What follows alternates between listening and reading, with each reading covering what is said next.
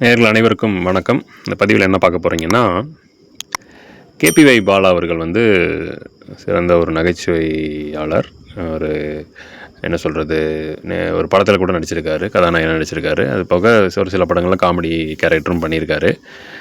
விஜய் டிவியில் வந்து KPY program மூலமாக பிரபலமானவர் வந்து கேபிஒய் பாலா. ஸோ உதவும் மனப்பான்மை கொண்டவர்.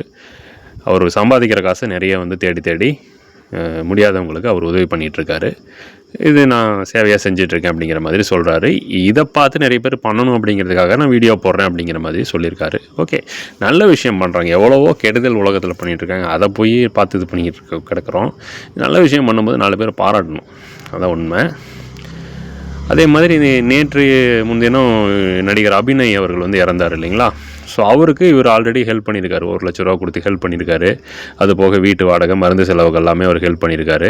ஸோ நேற்றைய அவருடைய அந்த இறுதிச் சடங்கில் கூட அவருடைய பங்கு இருக்கணும் அப்படிங்கிறதுக்காக அவர் காலையிலேருந்து சாயந்தரம் வரைக்கும் அவர் கூடயே வீட்டில் அவங்க குடும்பத்து கூடயே இருந்து எல்லா விஷயம் பண்ணி, குடும்பத்தில் நிறைய ஆள் வரல, திரைப்பிரபலங்களும் நிறைய பேர் வரல. ஆனால் இவர் நின்று அதை பொறுப்பெடுத்து பண்ணியிருக்காரு. அதுக்கும் நிறைய பேர் ஸ்கேமு, பாரு மேக்கப்போட வந்து பண்ணுறாப்படி, இதெல்லாம் வந்து விளம்பரத்துக்காக அப்படின்னு சொல்லிட்டு நம்ம யாருக்கும் நம்ம நிற்கலை. ஆனால் நம்ம அதை பற்றி நம்ம பேசக்கூடாது.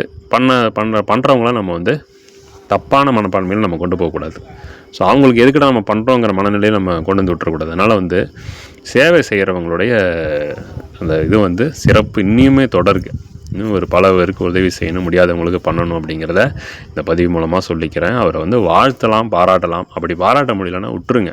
அதுக்குன்னு சொல்லி அந்த இறந்ததுக்கெல்லாம் போய் நின்று பண்ணுறதுக்கெல்லாம் வந்து யாரும் கெடுதல் செய்கிறாங்க. ஏன்னா இன்றைக்கி அபிநய்க்கு நடக்குது, நாளைக்கு நமக்கு நடக்கும். நமக்கு யார் ஹெல்ப் பண்ணுவாங்கலாம் நமக்கு தெரியாது. அந்த மாதிரி உலகத்தில் தான் நம்ம வாழ்ந்துட்டுருக்கோம். அதனால் வந்து முடிஞ்ச அளவு ஒருத்தருக்கு உதவிக்காரன் இருந்தாங்கன்னா அவங்களுக்கு நம்ம வாழ்த்துக்கு சொல்லுவோம், அவங்களை கை கொடுப்போம். அந்த மாதிரி ஏதாவது ஒன்று நல்லது பண்ணுவோம்.